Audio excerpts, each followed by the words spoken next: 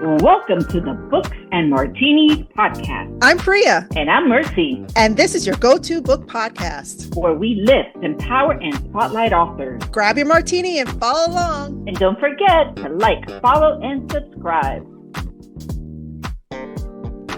Welcome to our podcast. I'm Priya.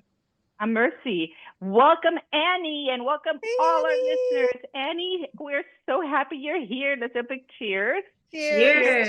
Annie and her amazing book. Thank you. And good luck to our interview today. Yes. Salute. Love it. Salute. Salute. Oh my goodness. So we are covering a book that is just, I don't even know where to start. This book had me cracking up. It had me crying. It had all of my emotions. All my feels were in this book. You got to say the title for our listeners. You're totally fanning out. Just say the title. I know. I'm sorry. It is called The Friendship Breakup. And the whole book is beautiful. It's got this like beautiful blue and yellows and pinks. Cute and little girls cover. Walking away from each other. We were lucky enough to have autographed copies. I love it so much. And for those that cannot see me good, because I have to put my glasses, because it has a stamp that is recognizing excellence in independent publishing. It is a stamp of a gold stamp from the Independent Publishers Book Awards. And the book is just gorgeous in every single sense of the way. Yes, so congratulations, welcome, Annie. We are totally standing on your book. This will be the first book that we've actually read the book, interviewed the author, and then made it part of our book club. So we haven't even announced it to our book clubbers. I guess they'll find out now. No, well, hey Annie guys, will be the first one. Yeah. So this book will be part of the Books and Martinis Book Club. So Annie, you are amazing. I love this. Priya, take it away and tell us about Annie. Okay, so Miss Annie Cathryn has always dreamed of becoming an author and lives by the motto, creating is living. The Friendship Breakup is her debut book, baby. Amazing for a debut book, by the way. Born out of love. When not writing or reading, she's organizing her personal library collection by color and discovering delectable chocolate. Ooh. She earned a journalism degree and a master's in communication from Marquette University and lives in Chicagoland with her husband, daughter, and 2 fur babies. Welcome, Annie. Thank you so much. We're so happy to have you. Thank you. I'm happy to be here. Aw, I love your library. Those that cannot see, there's a beautiful library behind her, and I see blues and pinks and yellows and whites, and it's beautiful. I love it. I love being surrounded by books and by different colors. It just motivates me. Oh, we have so many questions for you. Let me start with saying that I'm totally taking the mic here. It's okay. It's okay. Go ahead. I loved your book. I cannot tell you enough how many feels I got with your book. It was incredible. And I thought it was so clever that you have a bookmark that matches your book. And I used it. I was at the airport. As a matter of fact, yesterday I was flying from Tennessee to Florida, and I was reading it. And every time I put it down, people were looking at it like, "Why does that match?" And I'm like, "Can we talk about the magnet too? The magnet she sent." I left the magnet at home, but I had it. We have looking just like this at the airport. It was so cute. The magnet we received. Thank you, Annie. It says, "I am enough. I am worthy of love and beautiful friendships." How beautiful is that? Yes. And that happens in the book. It's just okay. So enough about us. Nobody wants to hear us again. This is about Annie. Annie, yes. The microphone is yours. Let's start with asking, what inspired you to write this great book? Okay, well, this is actually, even though it's my first published book, it's like my 4th book that I wrote. So I have 3 sitting in a drawer somewhere. But I started out with fantasy, which is a very hard market to get into. And I thought my book before this was also women's fiction. And I think I found my voice at that point. And I said, you know what? I'm a woman. We go through all these different things. Why don't I just write about something that others could relate to? And at the time, I had gone through a very painful friendship breakup. Oh, yes. Man. So I said, you know what? was blindsided by it, and I think, okay, I cannot be the only one in the world who had a friendship breakup in her 40s. You think that this stuff ends like in middle school or high school, but it continues on.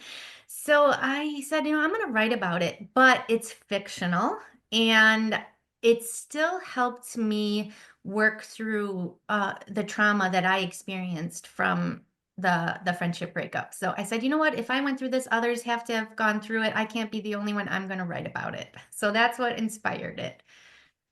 And I love it. I love that you share that with us and that you share the story, because I think it's not spoken about enough. Mm, And it's you not. bring it up. I think that we go through a lot of friendship trauma as women in our life because we are so quick to expose ourselves and to fall in love with others so Yeah. fast. And we talk about things that are relevant and important, unlike many men that will have a beer and they just talk about the weather and their golf game and they move on. And Yes. we're like, oh my God, and my son did this and my daughter did that. And, we go deep. Yes. So personally, I have a group of girls that gathers. We're called the Socialites in Tennessee. Wait, is that what you call yourselves? Yeah, we're the Sevierville Socialites in Tennessee. That's the first time I'm hearing this, by the way. We've been friends forever. Forever, yeah. Wow. So they came up with the name, but I embraced it. Yeah. So we gather, we have drinks, and every Thursday, because the men play poker, all the ladies get together. And quite recently, we were speaking to two of our ladies about trauma that they were going through because a friend had ghosted them. And we are talking, our group is we're in our 50s. Yes. Some are 48, some are 51, 50. So we're in that category. Yeah. And we were kind of giving this one particular friend enough, I guess, support to tell her it's okay. It's okay. Yeah. Friendships come in seasons, right? Mm-hmm. So when I read this, I'm like, there are so many women that are going to want to read about this, because I think we've all been there at some point where somebody will ghost us. And it's quick for people to talk about it when it's a relationship, right? Mm-hmm. You're dating or you're married or you get divorced or whatever the case may be. But many women don't talk about it. Like maybe they're the only ones that have gone through it and they don't want to tell others that they've been ghosted by a friend, a girl. It kind of feels embarrassing too. Like if that happens, right? There's a little shame in it. Yeah. Absolutely. So that's probably why we don't talk about it enough. Right. And if you read, and when you read the book, if you haven't yet, Fallon, who is the main character, deals with it to such a point, and stop me, Annie, if I'm giving up too many spoilers, but she's actually there. She's a therapist, and she walks through this journey with a therapist, which is a great character. And you're learning as you're with her, going through that whole journey. And I just thought it was beautiful. I will have another question for you. I know that you just told me what inspired you, but what inspired you with the whole chocolate portion of it? Because we know that Fallon is crazy about chocolate. And so are we. We're crazy about chocolate. Yes. So I started writing books, and then I was ghosted by friends. But I didn't want to write a character who was writing books, because sometimes the publishing industry doesn't want to publish books about books. Although I've seen a lot more lately. It's so funny. We've been reading a lot of books about authors writing about authors. Yeah, right. Lucy Ford is one that we just talked about. Mm-hmm. Yeah, so I know, so it's more common, but when I wrote this, I had noticed that they were trying to stay away from that. So I thought, what is something fun that a person could become in midlife? And we have a chocolate shop here where I live. It's a locally owned chocolate shop, a family that's just wonderful. Their chocolates are to die for. And I thought, you know what? I love chocolate. And I think it would be cool if a character wanted to become a chocolatier in midlife. And so I just went with it. And I thought, I just thought it was a cool thing. It was different. It's brilliant. You ever seen the movie Chocolat? Oh gosh, with Johnny Depp. Yes, that's what it reminded me. It made me think of the movie. Yes. Yeah, I love That's it. funny. When I was reading it, it reminded me of a show. I just watched it on HBO, and it was produced by Selma Hayek, and it's based on a really old. So I'm Hispanic, and this book it's a Spanish book. I think it's a Mexican book actually, and it's called like Water for Chocolate Mhm. because Oh, she's just yes. boiling hot, right? I read that And a long time ago. Yes. so they just did the show. I think it's on. I think it's on Prime, I'm gonna have maybe. to watch it. Is it It is kind of about when they excellent. make when the family makes chocolate together, Every time or no, this she one is cries she's in a it? cook and she Okay. cries, Yes. and any emotion that she puts when she's cooking Yes. goes to the whole town. So Okay. if she does like a luncheon and she was really sad, Yeah. when people are eating her food, they're feeling They're all really of their sad. sadness and emotion. It is Okay. really clever. It's such a Yeah. great story, and it's short. It's like I think 6 episodes, and that's it. It's Okay. I'm limited gonna edition. watch it now. But this reminded me of that because Well, and she I'm put glad. emotions in her chocolate. Yeah, I didn't think about that so much as putting that she does put the emotions, like, I didn't connect it to until you said that, but she does wanna do it to bring other people joy. Mm. Right. So, but like in one of the scenes, she's mixing the chocolate and crying and everything. So yeah, I didn't even. Oh my gosh, you're Yes. genius. I Yes. didn't think about It took me. it. The book took me to so many places, and I thought your I think your cover, which is beautiful, is so clever because the word friendship is broken. Mm. Yes. So what inspired you to this cover? So I So my publisher gave me a document to fill out of what I would want to see on the cover, and or what themes were throughout the book, or what objects could be on the cover. And the one thing I do remember writing is just like two women and they're not happy. But I never even thought about, taking the title and walking away, each one walking away. So that was all either my I don't know who it was, either my publisher or the cover designer, and they came up with it. And when I saw it, I was blown away. I thought that is It's so so clever. clever. It is so So clever. clever. Yep. And I thought, I'm like, okay, but where's chocolate here and where are shoes? Because Well, we know yeah, Fallon's crazy about shoes. I Well, mean, she has yeah, some I loved sweet little her. sandals on the cover. yeah. They are Well, cute. that's the one And thing boots. that I changed. So, yeah, I agree. Where's the chocolate? That's exactly what I had put on the document. But the woman with the pink pants on, think that was they had boots on Hmm. her, and I didn't like the way it looked, Oh, and that Oh. was the only change I had. I said, "Can you, change her shoes?" Because Mhm. and then and I don't know, I just didn't like it, but I didn't think about, "Oh, duh, Fallon he loves shoes," but then it makes sense, like, I absolutely. must have had it in the back of my head, like, she wouldn't wear those. Which one? So is this Fallon? So, Would you say which this one are is you Fallon pointing. and is this Beatrice? Yeah, you know what? I don't even know. I don't think they represent I'm their totally hair naming and everybody here. yeah, I don't know. It's the I don't concept. Great. It's the concept, yeah. right? It's the I concept. love it. Yeah, and I think it's brilliant the way they set it up with the Yeah, lettering. I thank thought it you. was perfect. And you don't have to put every little nugget in the title for everybody. They have to And the discover. cup, yep, You have to absolutely. let the Go reader in there and discover learn. what happens, Yeah, right? yeah. So I thought And this if is good enough to pick up. Now let's start reading it. Yeah, and then absolutely. the other thing the publisher asked is if I could come up with other titles for the book. And the Friendship Breakup was the original title. And I don't even remember what I came back with. Me and my agent went back and forth, talked about what we could do. And we went back to the publisher and just said, we love the Friendship Breakup.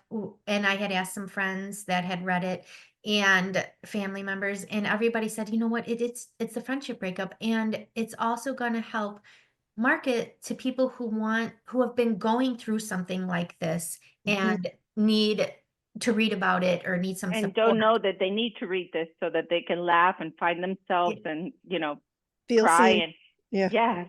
So a couple of the things that I wrote down and I wanted to share with a reason for people to read this amazing book was that you touch on hot flashes, you touch on stress, Yes. you talk about marriage, you talk about divorce, you talk about motherhood, you talk about relocating to suburbs from big cities. You talk about having panic attacks. There's a therapist involved. There's all levels of friendship, new friendships, really old friendships, friendships that are worth keeping, and some that are not, and some that you don't know you want to keep, right? Yes. And then how there comes a time in your life when everything comes full circle and everything falls into place, and you're like, this is it. These are the keepers, and this is what it's all about. And I wanted to share all that about the book, but I'm talking about the book like I'm the author, because I have a question. So I do want to hear about the process. So what did your process look like? Did you take like 10 years to write this, 6 months? Because it always varies between authors. Yes. And like, what was the writing process like? What tools did you use? So I'm very impatient, and I had written 3 books before this, and I wasn't getting any hits on anything. And I just was like, I want to get published. I want my messages to be out there in the world. So I sat down and I wrote this book in 4 months. I I was committed to it. I sat down at my desk, wrote 1,500 words a day and sometimes more. And when I was done with it after 4 months, I had a critique partner read it, and then I made some changes, and then I went out to agents. But it took 8 months to get an agent, and in the meantime, I was fiddling with it in the 8 months. Think, okay, maybe I should redo my first 10 pages. Redid my query, and so eventually, I had 10 agents interested, and one of them asked me if I would be willing to revise and resubmit. And she wanted me to hire an editor if I wanted to. It wasn't like she was pushing me to it, because that would be money out of my pocket. But she was really serious about my book. So I did. I hired an editor that would fit into my budget. I mean, because there's editors that cost all like different things, but I found one that I could, suck it up and pay for. And then I resubmitted it to the agent, and she signed me. But that wasn't the end of it. So then the next 8, I don't know, there's a lot of eights in here. So it took me 8 months to find an agent, and then it took 8 months for my agent to work with me to rework it. Still, she wanted me to outline it, which I did not outline it at first, and she felt. Wait, is that a thing? Is that a Well, it's about requirement? outlining. So for her, it's not a requirement for everybody, but she felt that a reverse outline would help me and her figure out some plot holes or some holes in pacing. So we worked back and forth for 8 months well, it wasn't 8 months to outline it, but a while to outline it. And then a few months for me to revise it based on the outline. But all that to say is, when she went on submission, it got picked up in 2 weeks by a publisher. So Wow. yeah. Wow. You must have been like, Yeah. oh my God, what just happened? Yeah, because 2 weeks is very fast It is. for books to get picked up, like super fast. My editor must have read it like that day, and then she had to convince her whole team at the publisher that she wanted to take this on. So, so that was the process, and I've since learned that my story that every author journey is unique, and that even from book to book. So, the next book might be totally different from what I had experienced the first time. So there is no safety or security or protocol or procedures or anything. It's kind of just up for grabs of what happens from book to book. Well, you wrote this beautifully. I think the flow is just wonderful, and you kept me engaged throughout. From page 1, I was engaged all the way to the end. I learned a lot about pacing when I revised the book, and that's the one thing I hear is that people just keep going, or they don't want to put it down because of how well like the chapters end and stuff like that. So Mhm. yeah, but that's not something that I knew off the bat. That's something that I was, my editor and my agent helped me with. So pacing is very important. Yeah, it was excellent. And I love that you gave the characters their own voice. Yeah. So when you would read something a character was saying, you knew Yes. who was talking, Yeah. or at least their personalities. I thought that was Mhm. great. Do you Uh, relate to any of the characters at all? Is there one character that stands out to you? So, well, I'm a little bit of Mel and a little bit of Fallon. I'm not totally one person. I think I like Mel because she just said it like it is. She's a loyal friend and she just speaks her mind. And I think I admired that in her. So I feel like I want to be her. ah, that's great. Yeah. That is great. And there's a Beatrice in every woman's life, right? Yeah, yes. Now, So, Beatrice is the one who ghosts Fallon and takes all the neighborhood friends with her. She's like the leader of the pack. I mm-hmm. Yeah, kind of I feel love like Beatrice. that's like a setup for a good rom-com. Yeah. Well, you call it a mom-com. Yes, A it mom is. com. That's exactly what it is. Like this is So a it's good excellent. setup. Like I Yeah, could see like, really big actors on a Netflix show, Netflix series playing yeah. these characters. It was so I good. would love that. And actually, when I pitched it, it was Mean Girls meets Bad Moms. And Oh, Oh wow, that's that's perfect. excellent. yeah. That is So I excellent. would love to, and that would be the dream to see it on the screen. I There's your tagline right there. yeah, Yeah. I mean, so Bad Moms was Tina Fey in Bad yeah. Moms? Was Yeah, it's she? a whole great Oh, was cast. she? Because she was in Yeah. Mean Girls. I think I don't remember Bad that. I Moms don't was remember Tina her being in Fey, Marvel. or was it there I was know some it's big. Christina I think Applegate, was Mila Mila Kunis. Kunis, Yeah. Mila Oh Kunis, wait, yeah, my and then bad. Okay, my bad. yeah, I was thinking about another yes, movie that's doing. yeah, and I But think it was in yeah, Bad Moms too that you have a whole other amazing cast of women. Like all the moms of the moms Yeah. are like superstars also. So it's great. Yeah. But okay, we're all leaving our train of thought here. If yes. so I watched a video on Instagram. If you guys don't follow any Cathryn, you have to. You have it pinned on your page when you walk into Barnes and Noble and you're looking for your book, and then you find an actual table just with your book and the sign of your book, and you're right there, and it's emotional, and your little girl is with you, and Yeah. she sees it, and she's proud, and she hugs you, and then you see her like wiping her tears, and I Oh, thought that was everything. So aside from sharing that if you haven't seen it on her page, go all the way to the top and you have to see that. It's so cute. What's been the most rewarding moment you've had since the moment that this book was published? Well, I'm so glad you brought that up about seeing it in Barnes and Noble. And what I want to say about that is about, I don't know, 7, 8 years ago, I was drawing with my daughter, and it was like a snowy day. And I was like, you know what? I'm going to draw this is before I even wrote this book. I'm going to draw my book on a table at Barnes and Noble. And I put, I don't even know how this happens. I put my books on the table. I put a sign up, said Annie with Annie Catherine's a pseudonym, but I used my real last name and I put it on the table and I drew it in a bookstore. And when I went to Barnes and Noble, I remembered, I was like, oh my gosh, I actually drew a picture of this. You And I'm not an manifested that. artist or anything, but I feel like because I drew that photo, that this came into being. Like it was like a surreal moment. And being able to share it with my daughter, and my husband was filming, it was I just, figured he was filming, yeah. like you said, being Yeah. the husband. Yeah.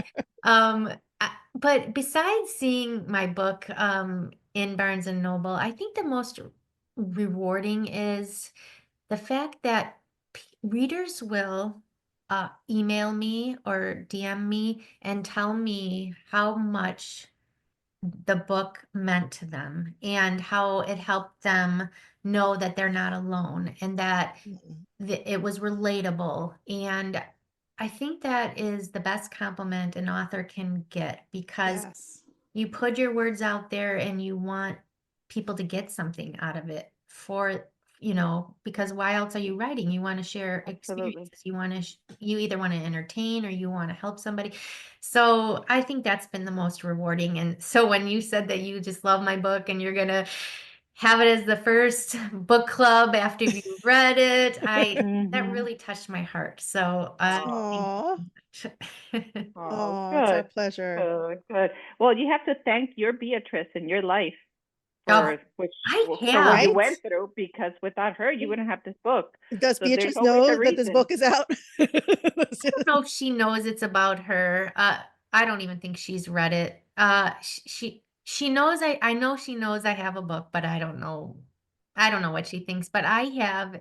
And then you wonder how many other women might think they're your Beatrice. Yeah, well, I've had that too. Some That's neighbors were like, am I in your my Beatrice. and I'm like, no, this is all fiction. But and actually the situation in the book is fiction too. But yeah, Right.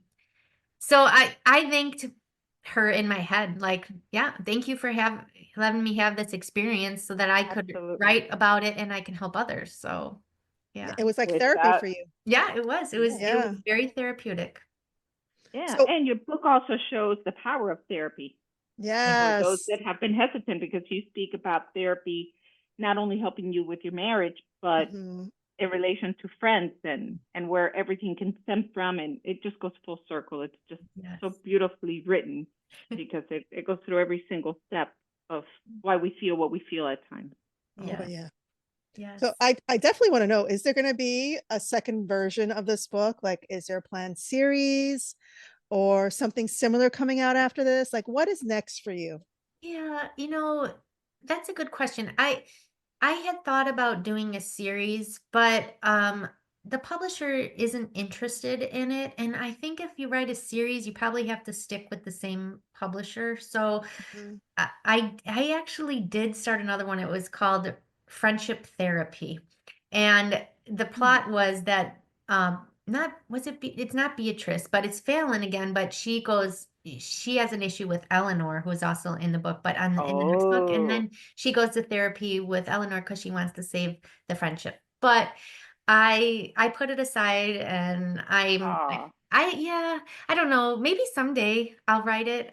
But that sounds like a great sequel to this, like a yeah. follow up. The thought of two friends going to therapy. Yeah, That's like yeah, that's fantastic. yeah. So I don't know what's next. This they always say that your debut is what's calling from your heart. Mhm. So I have to really think about like what's next because my whole thing is that I want to help people. I want to continue to help people with my writing and I don't know. I'm not sure yet what the next thing is because I feel like this book is so, like you said, was, beautifully written, whatever.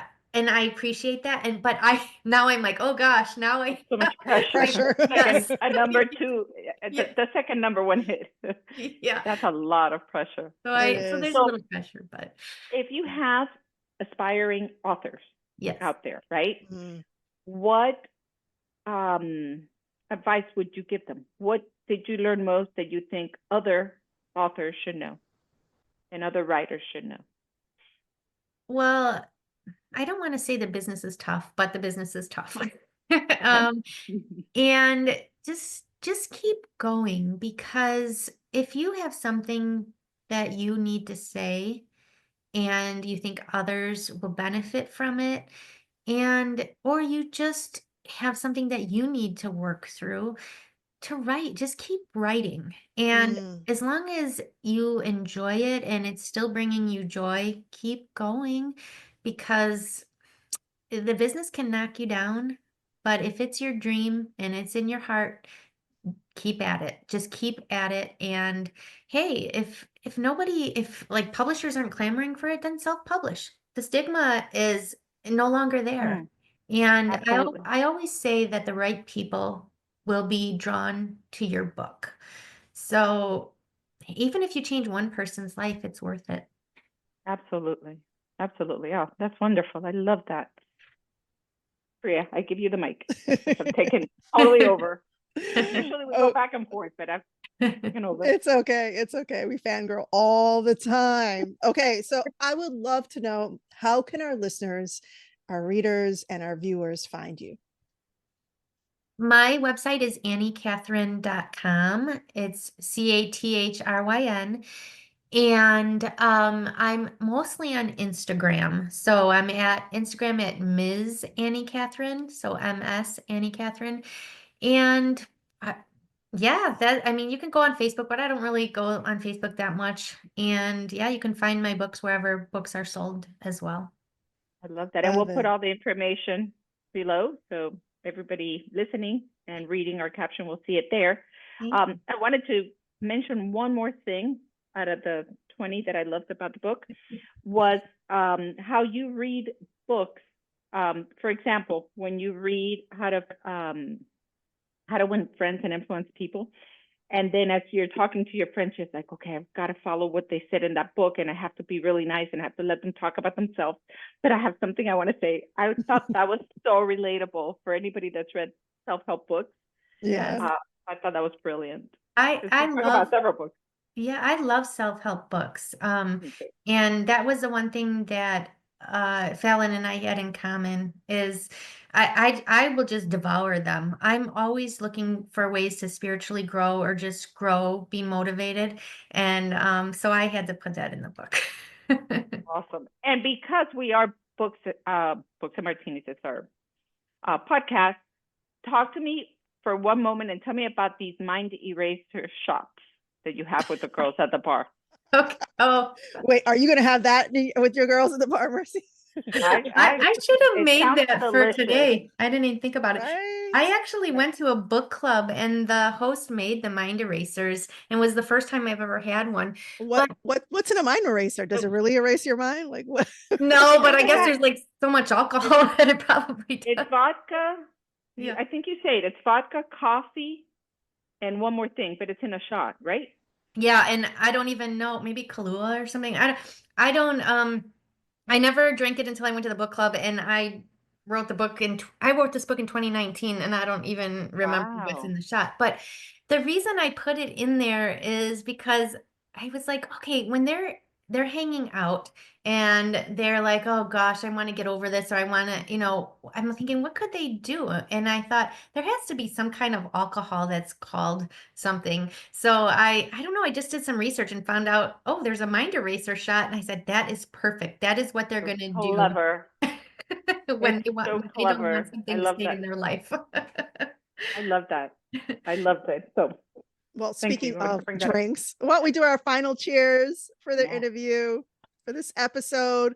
Thank you so much. Thank Cheers, you. Annie, You. Cathryn. Much success. Yes. You have to read her book.